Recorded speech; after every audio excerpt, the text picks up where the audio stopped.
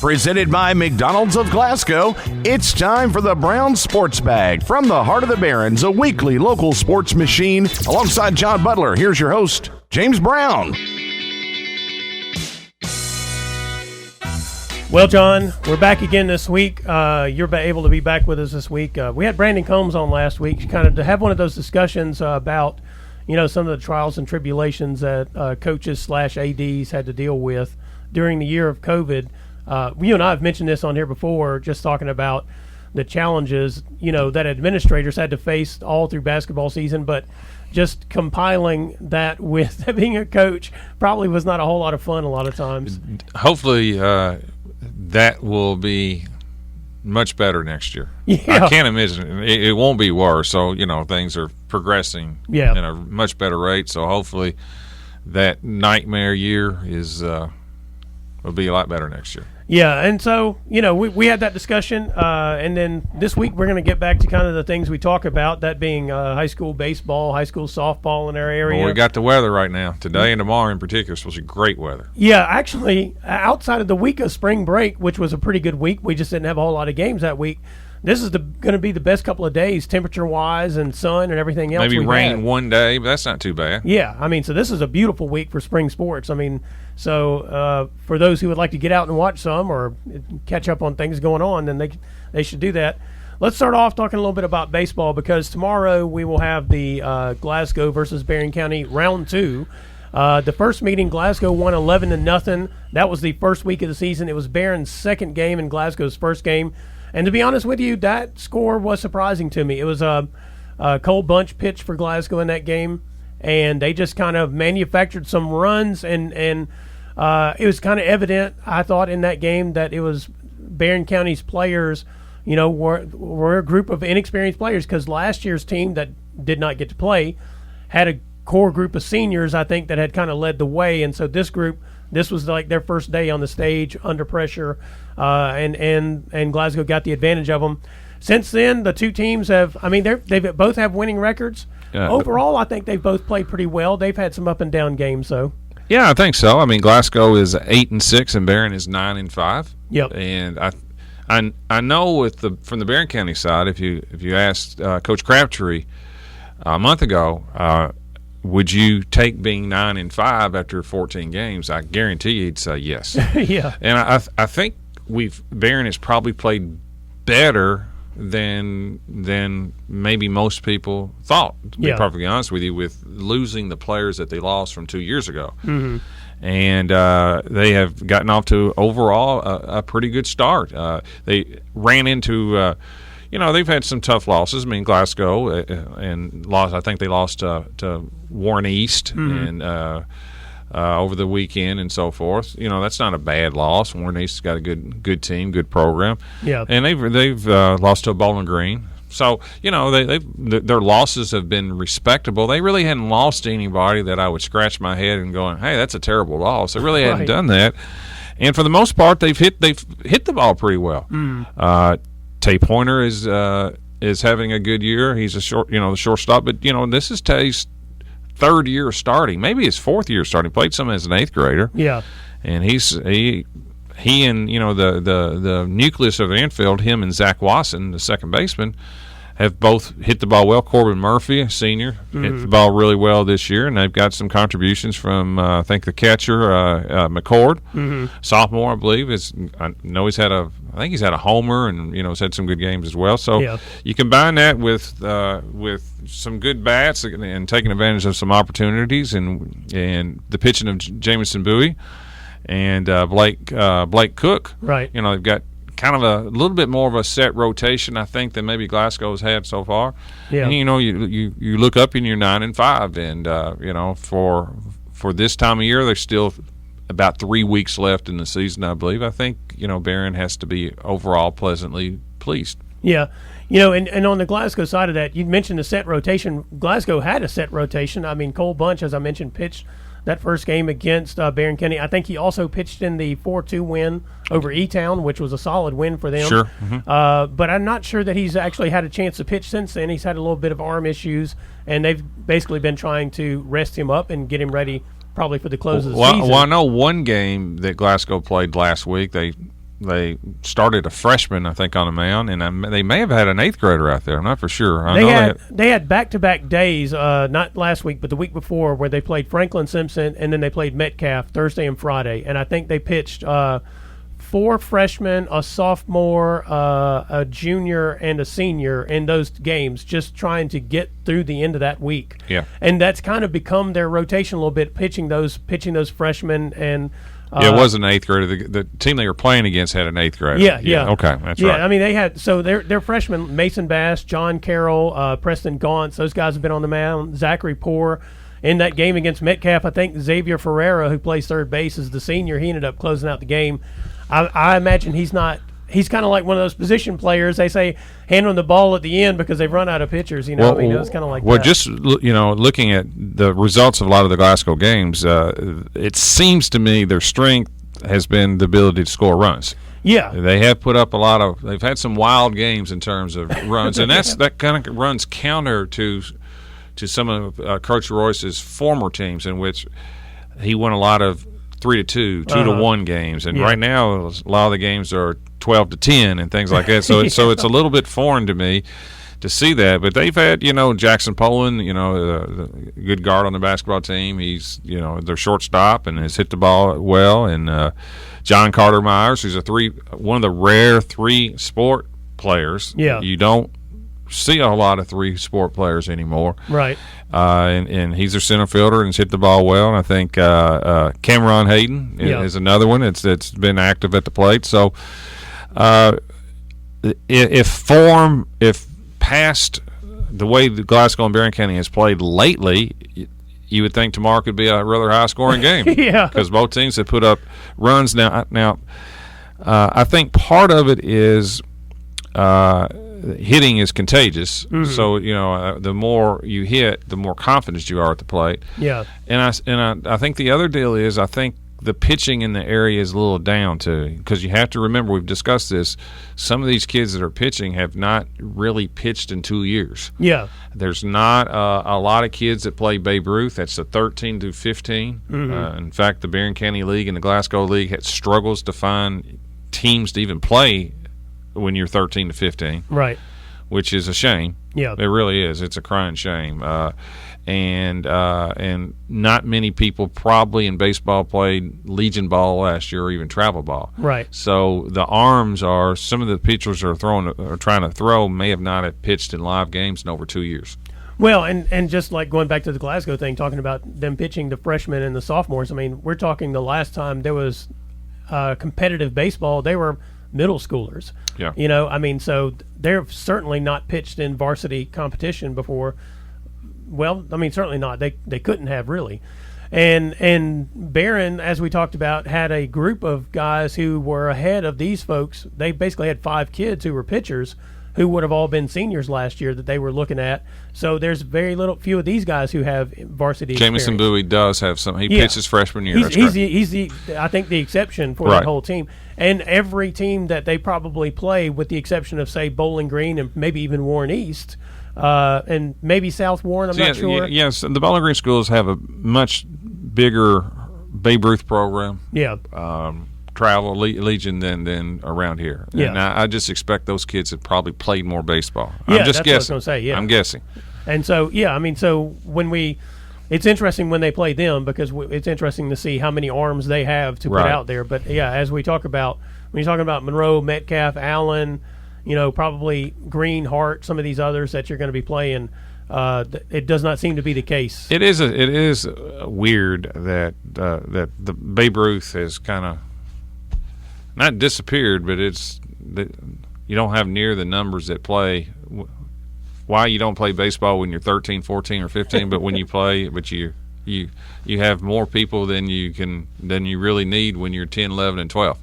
Well, it is kind of weird how that just all of a sudden that just kind of ends. Yeah, I think it goes back to one of the things we discussed before. I mean, at a certain age, about that age, middle school age, those kids start making choices about which sport they're going to play, and it looks like baseball is very often the one that's left out in the cold. I mean, they go to basketball, they may go to football, soccer, whatever it is they may go to, but I mean that window of time late May through early July that we usually see, that summer baseball is just not there really for 13 to 15-year-olds. You used to not have to make a choice back when I was growing up until you was 18. You're done. Okay. Yeah, right. Okay, now what do you want to do?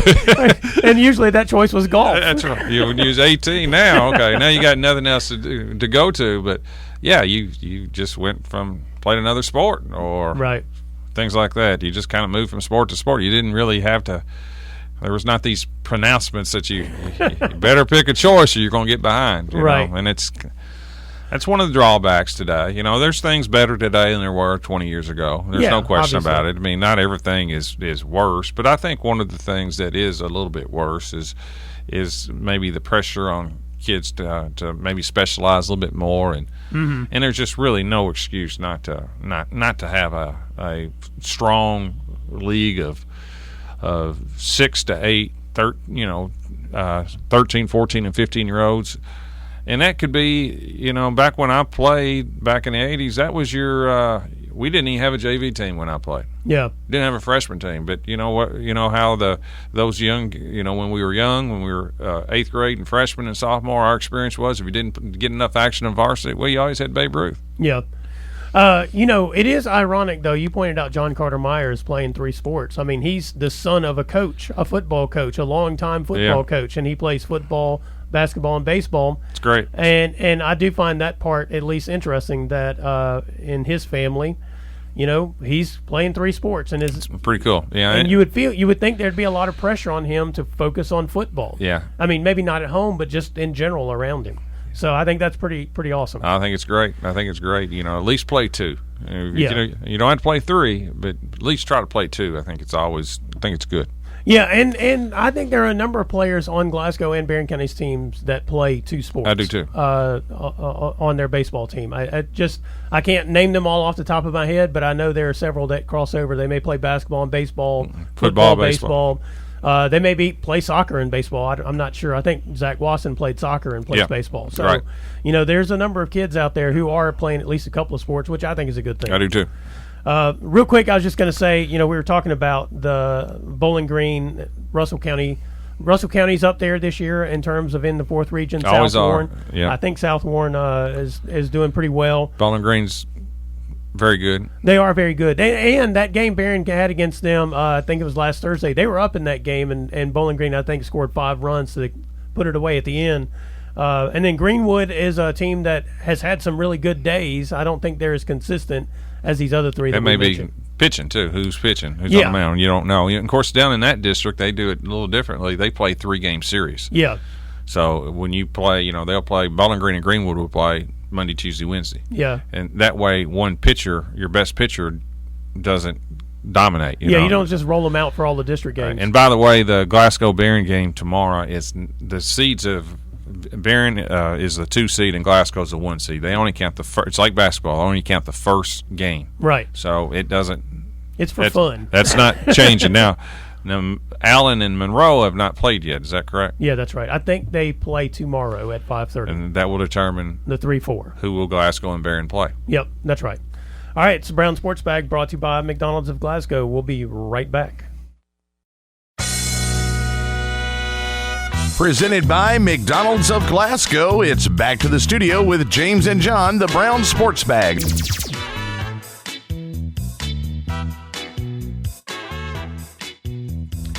Well, meanwhile, in the high school softball arena, the 15th district seeding is set because Barren County won all 3 of their games, including beating Glasgow last week 11-0. And Glasgow didn't win any of their district games, so these teams will play each other again in the first round of the district. It's at the end of May, first week of June window. All the district tournament will be played at Glasgow, I believe, is what they said, both baseball and softball. So that's set.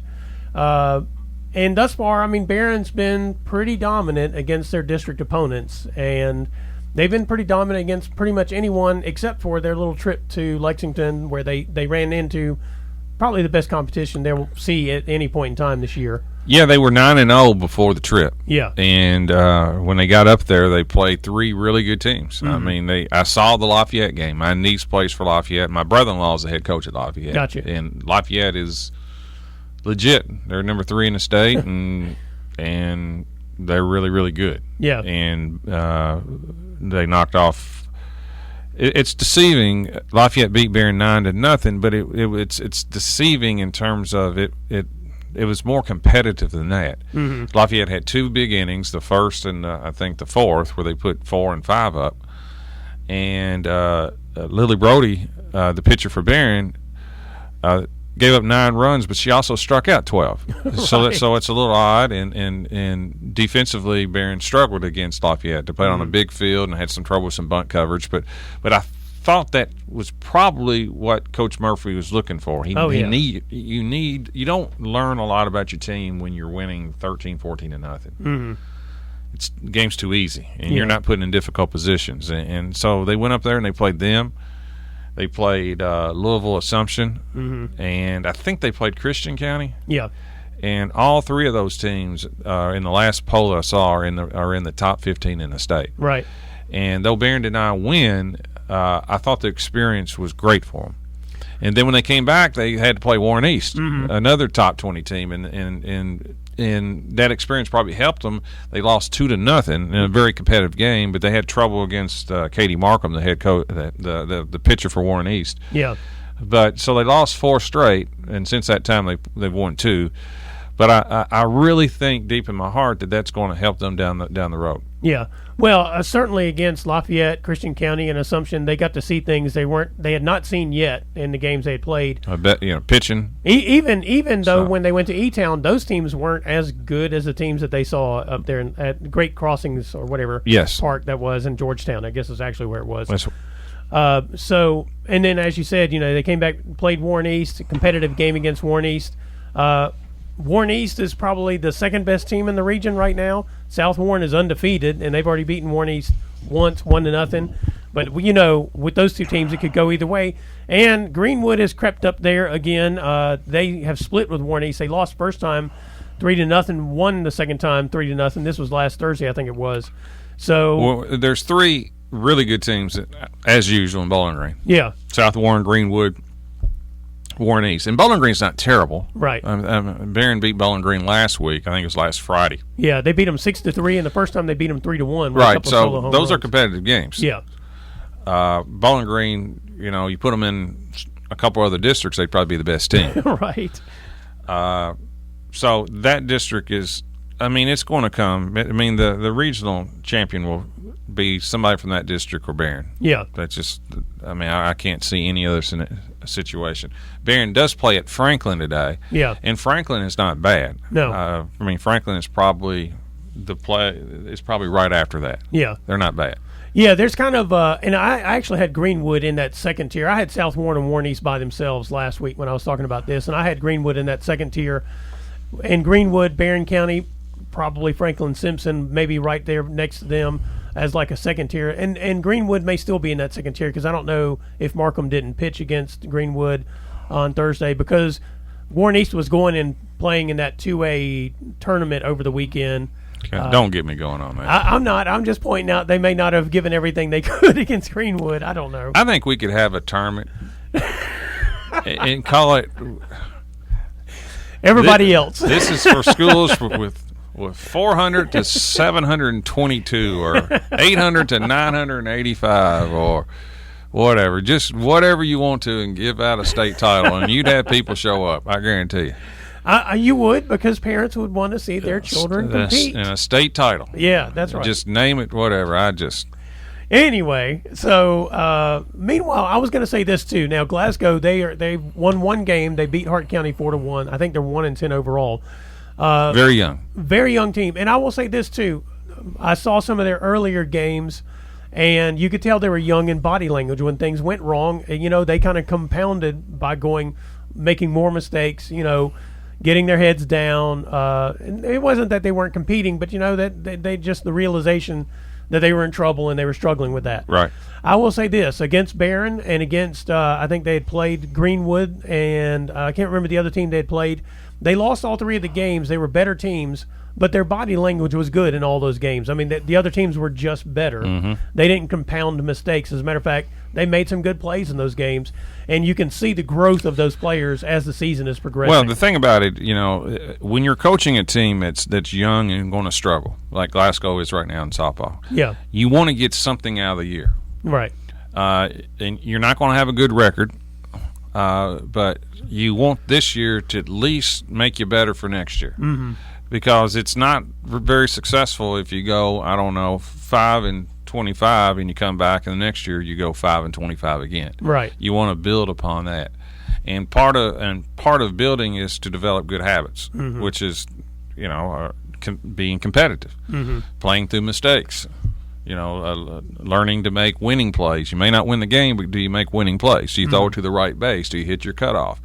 Things like that, and those are all part of. If you want to build a program, those are all part of building a program.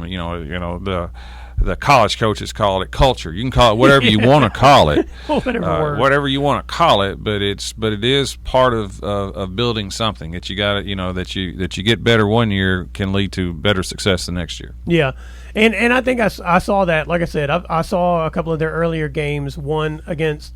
Well, I saw him play Franklin Simpson. I saw him play Monroe in the Hart County game.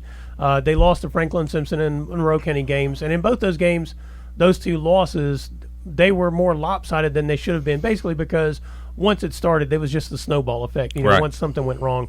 And that has appeared to change because Barren scored 4 runs right out of the gate in that game against Glasgow that they won last week.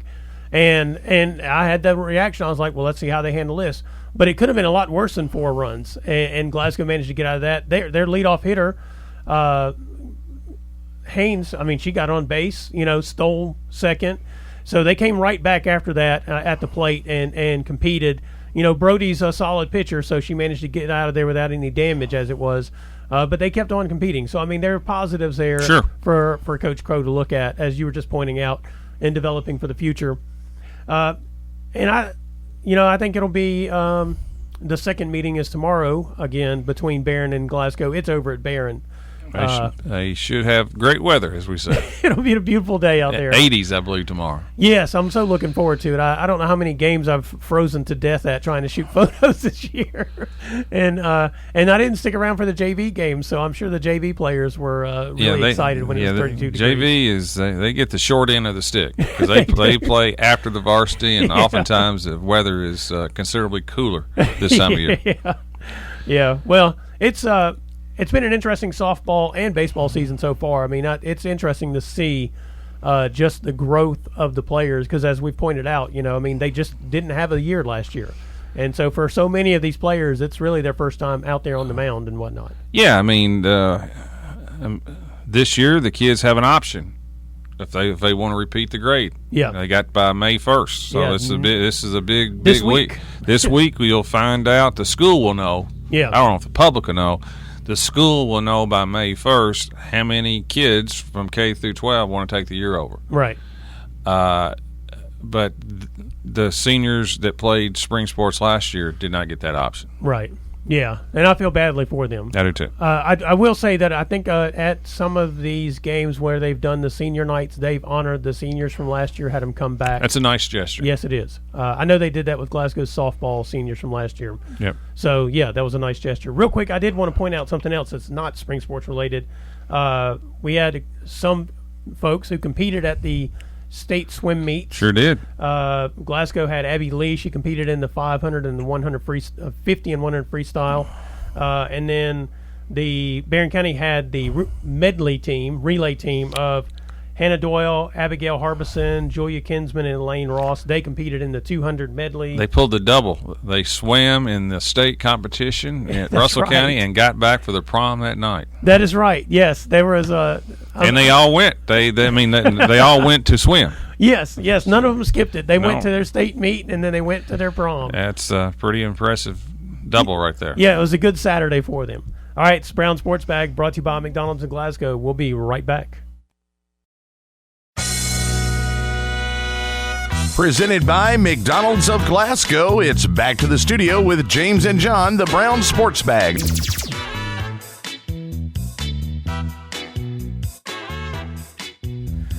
John, we're going to talk a little bit about women's college basketball because Kim Mulkey, who basically built the Baylor program up from scratch when she took over in 2000, took the job at LSU. And a lot of what I've seen is responses like, why would she leave Baylor and why would she go to LSU and that kind of thing. And one of my first thoughts was when I'd read a thing, I think it was last Thursday by a guy named, I think his name's Scott Rabelais. He's been covering college sports and just sports in general in the Baton Rouge / New Orleans area for a long time. He works for the Advocate down there. And I'd seen a thing he had put on Twitter that LSU was talking to her, and I wasn't the least bit surprised. I knew that she had a background in Louisiana, at Louisiana Tech and that kind of stuff. I wasn't sure on all the details, but I knew she had been at Baylor a long time. But a lot of people were really surprised she might be interested in leaving. And so she's taken the job.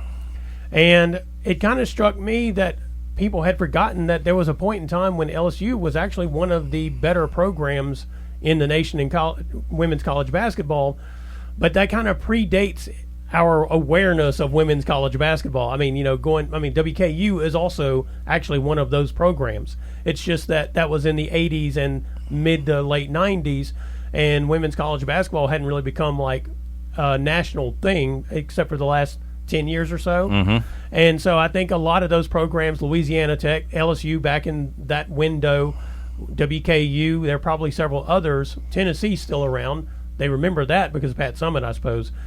But a lot of those programs and the foundation they set for women's college basketball, I think, has been forgotten.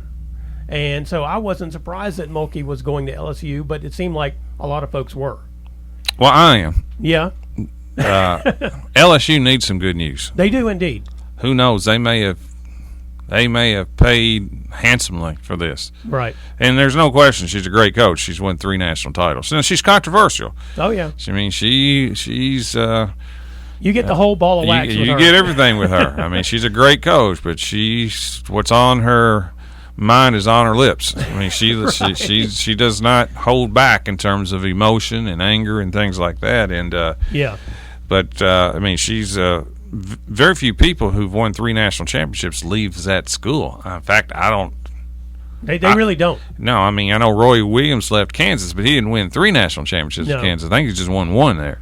Right, and so, his heart was always at North Carolina. Yeah, anyway, that's right. But Kim Mulkey is from Louisiana, but she's not from Louisiana. She didn't play at LSU. She played at La Tech, as you said. Yes. She had a son that played baseball at LSU. Right. And LSU is in a bad, what I call, funk right now athletically. Yeah, they hired Nikki Vargas. I think she'd actually been there 10 years, but I'm just talking about right now. They're in a bad spot athletically in general. Yeah. They won a national championship in football, but there's all kinds of scandals right now in football. Right. A lot of sexual harassment issues. Mm-hmm. The basketball men's coach, we don't even need to go into that mess, Right. and he's still there. Right. So they probably need a shot of good news, and this was from the women's perspective. This was a big get because they lost a big-time coach, Mississippi State, last year in girls, who went to Texas. Yeah, that really hurt Mississippi State.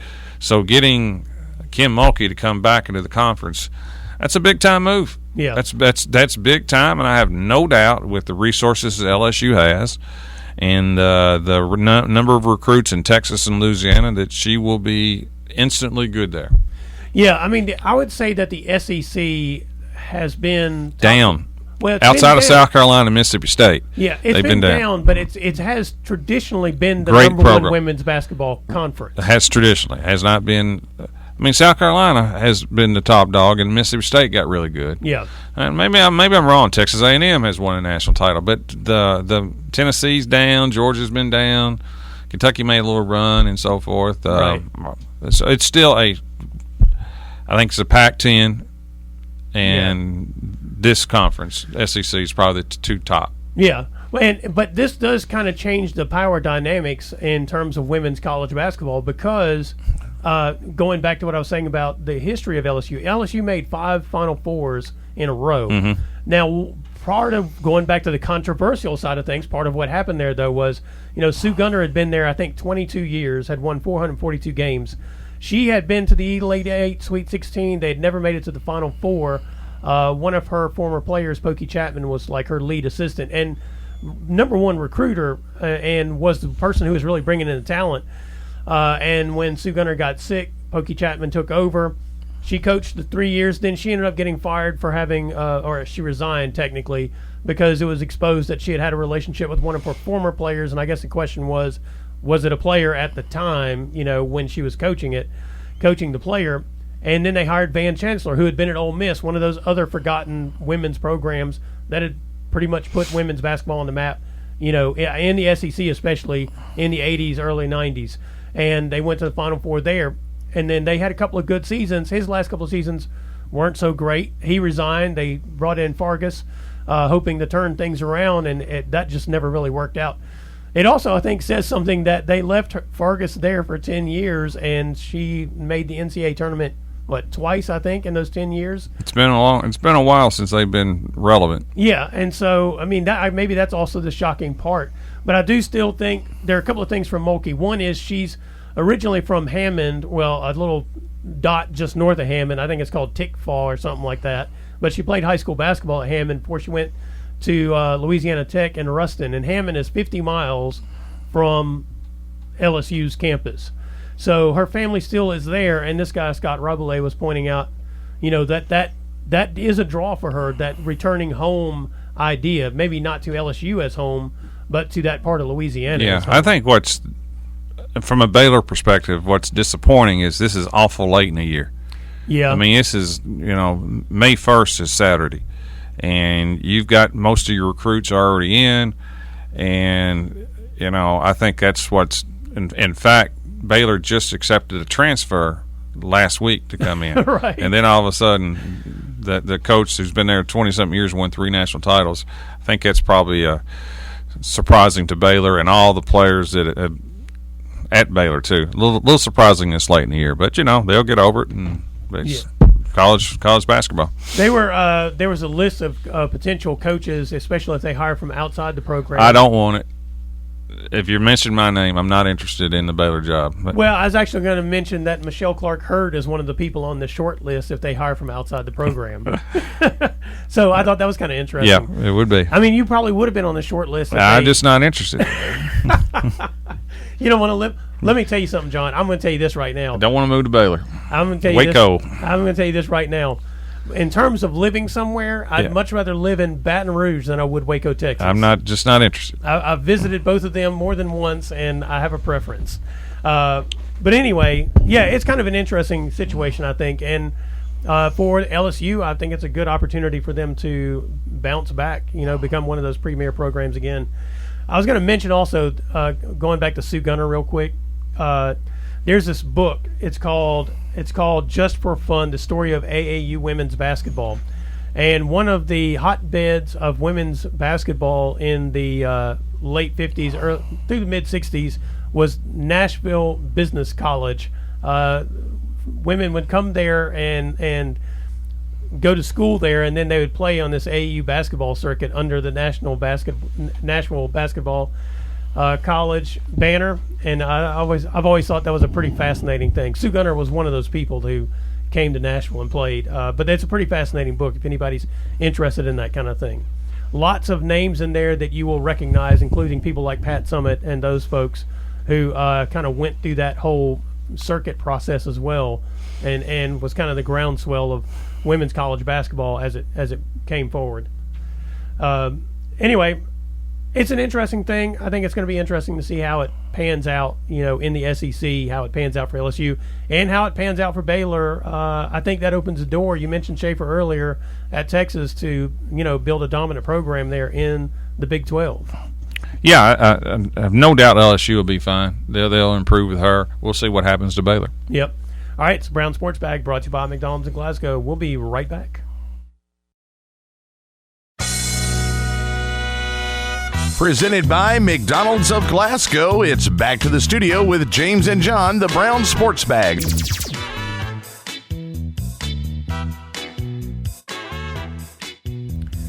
Well, John, we do have a national champion from the state of Kentucky. It'd be the University of Kentucky volleyball team. Let me say this. It was the best sporting event. I watched Kentucky play 3 matches. I watched them play against Western, against Washington, and then Texas in the finals. It was the best television sporting event that I have watched in a long time. Really? Yes. Why I do not watch volleyball much.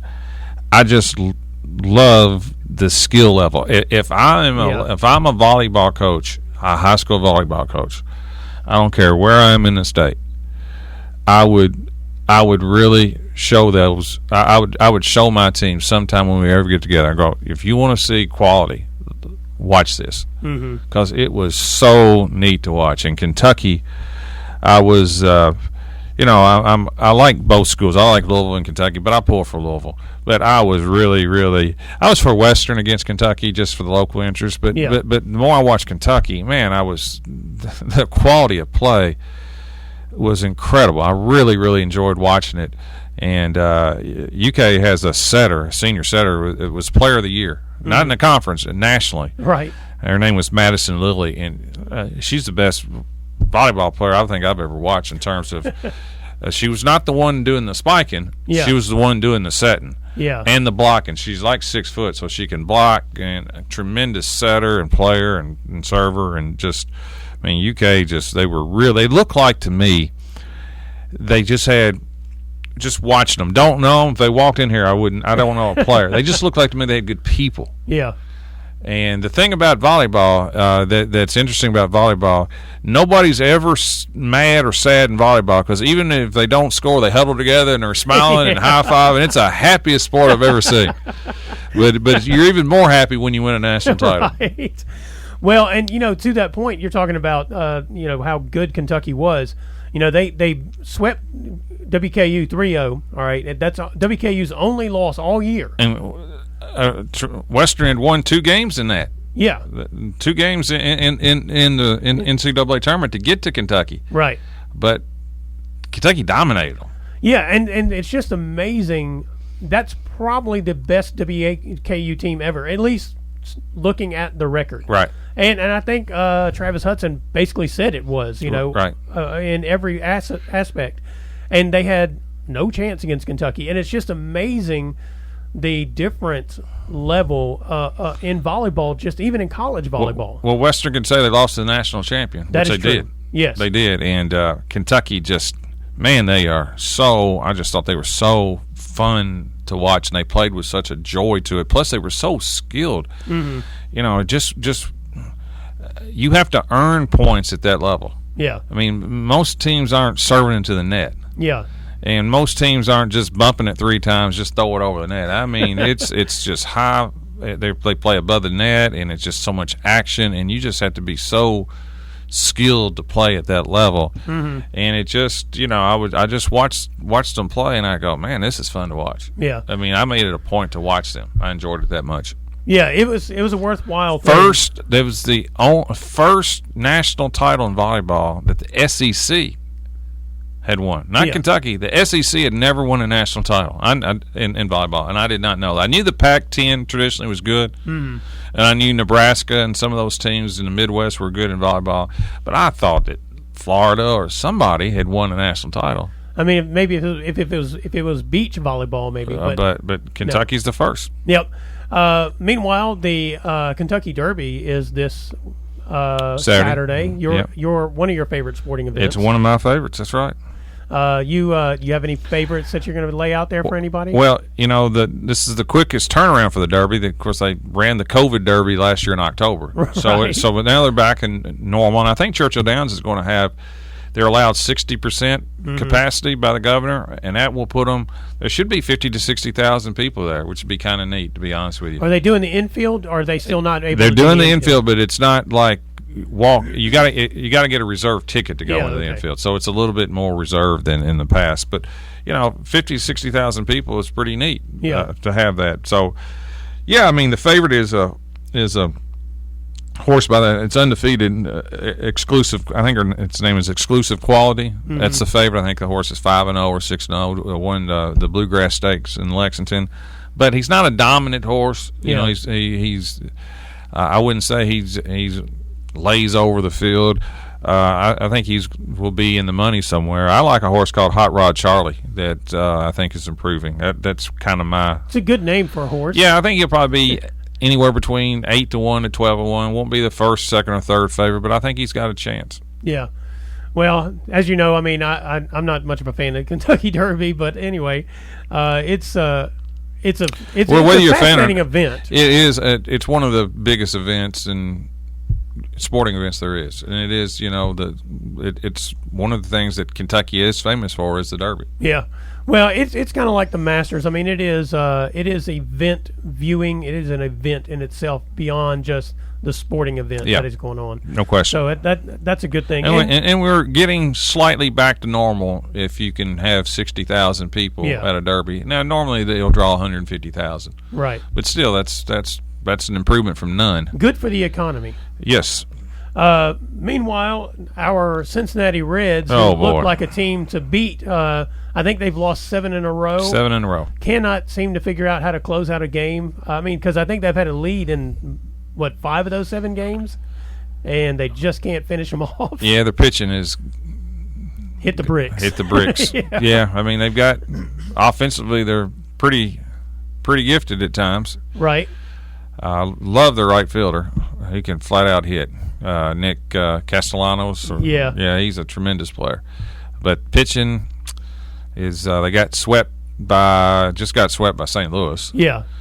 And got swept the previous series as well. I think Diamondback. That's losing to them at home is not good. Yeah, I mean, one of those games they absolutely got obliterated by the Diamondbacks. I'm not even sure what happened in that. Well, they lost a big lead too. Yeah, they had one where they lost a huge lead. Yep. So, the Reds, they're every time you kind of think they're on to something, they go on these awful losing streaks. And in the last so many years, they will throw in at least a couple of 7 to 8 game losing streaks. Yeah. And good teams just don't do that because good teams generally have enough pitching. And the great stopper of losing streaks is a starting pitcher. Right. And, of course, the Reds lost Cy Young Award winner. He went to L.A., Bauer. And, they don't quite right now have that ace. They thought it was going to be Castillo, and he has not pitched well this year. Sonny Gray just came back his first start against St. Louis, and he didn't get to the 5th inning. So, they got some pitching issues, and their bullpen has not been good either. Yeah. Yeah, I mean, they're kind of back to that. They were having that alternating. They would have good hitting one year, but bad pitching. Right. The next year, the pitching would be good. Couldn't hit a lick. Last year, it looked like they were kind of tying it all together. Trevor Bauer was tremendous last year. Well, that's exactly right. I mean, I guess they did tie it all together around Trevor Bauer. Yep. But with him gone, that gap, they cannot fill it. They don't have that. Well, they thought Castillo would be that ace, and so far he's not. Now it's early. It's 25 games into the year. Yeah. So it's still relatively early, but you don't like 7 game losing streaks. Well, I guess we are almost at May, and we've not written the Reds off yet, so that's a positive. No, and they've at least played, unlike the Cubs who cannot score a lick. They're awful to watch. At least the Reds are entertaining. Yeah, that is very true. And also, I mean, it's a busy sports week all the way around. I mean, beyond the local sports, because Thursday night is the NFL draft. Love that event too. Yeah, I do too. That one is one of my favorites. I'm less interested in all the lead up stuff than I am the actual draft itself. I'm not much on the draft boards and the speculation. I do read up on it.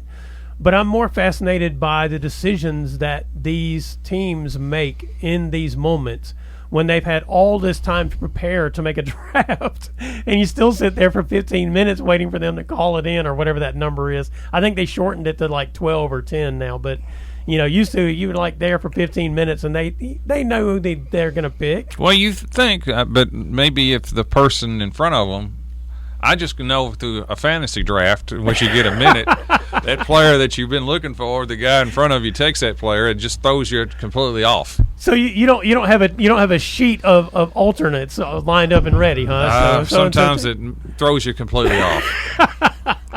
Yeah, but you're not getting paid to be there at that fantasy draft. These people are being paid good money to make these mistakes. They are, and it shows you the difficulty too that people are getting paid good money and they still make, there's no guarantee. Ask Tennessee. Their number one pick last year did he play one game? I don't. And then they traded him to Miami, and they've already cut him. You know? So things like that happen, and you know, just with it looks like 5 quarterbacks are going to go in the first round, and it looks like the first 3 picks are going to be quarterbacks. Then I think if that's the case, this will be one of the worst drafts in the history of the NFL. Well, then that's what's going to happen. 5 quarterbacks are going to go in the first round, maybe 6, and the first 3 are guaranteed quarterbacks. Yeah, if we look over the history of the NFL draft, whenever you have that many quarterbacks at the top of the draft, you may have one that pans out. But some of our biggest, worst drafts in history are ones that are loaded heavy at the top with quarterbacks. Yeah, because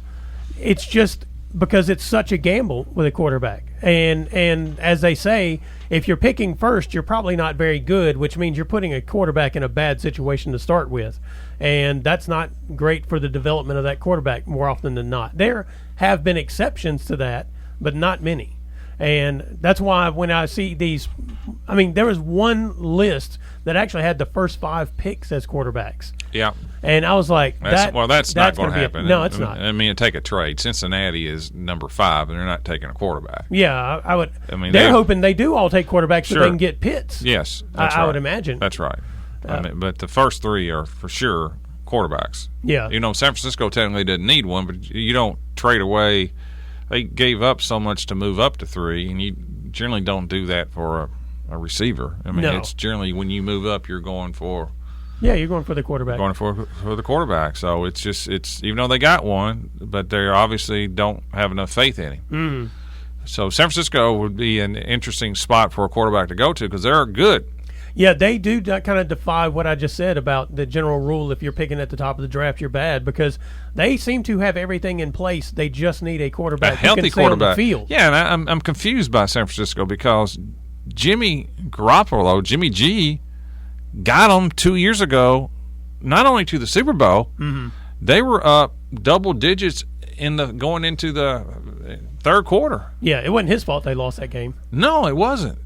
But all of a sudden, because he got hurt this last year, he's to blame, and I don't really follow that per se. Yeah.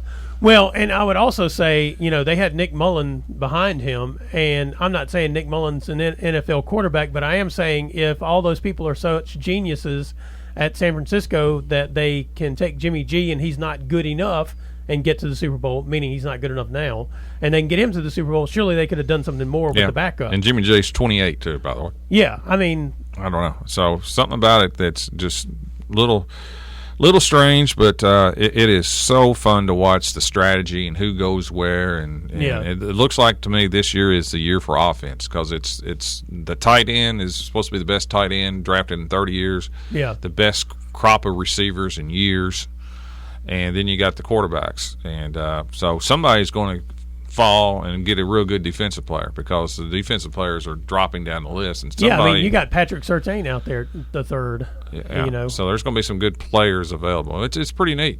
Yeah, good old legacy of Southern Miss there. Although he didn't play at Southern Miss, Patrick Surtain, his dad played at Southern Miss. Did not know that. Yeah, played at Southern Miss from Pascagoula, Mississippi, I believe. Be interesting to see if the Western basketball player gets drafted.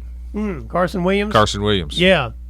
He will be a tight end for somebody, I'm sure. Tight end or project to be a tackle, offensive tackle. They like did Fant. That. Yes. Mm-hmm. He's got the kind of he's a football built kind of person with no experience. Yeah, with no experience. But they're the Antonio Gates folks out there who are like that, who didn't play until basically he went to the NFL. Mm-hmm. And it worked out for him.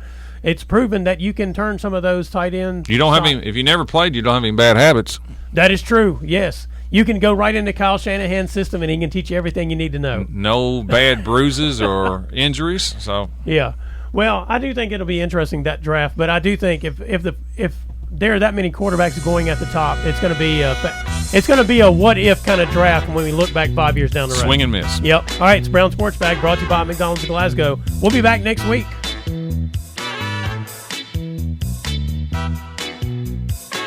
Thanks for listening, and be sure and join James and John once again next Monday at 4 for the Brown Sports Bag, a local weekly sports machine presented by McDonald's of Glasgow. Coming soon to your FM dial, this is Fox Sports Radio, WCDS Glasgow, AM 1230.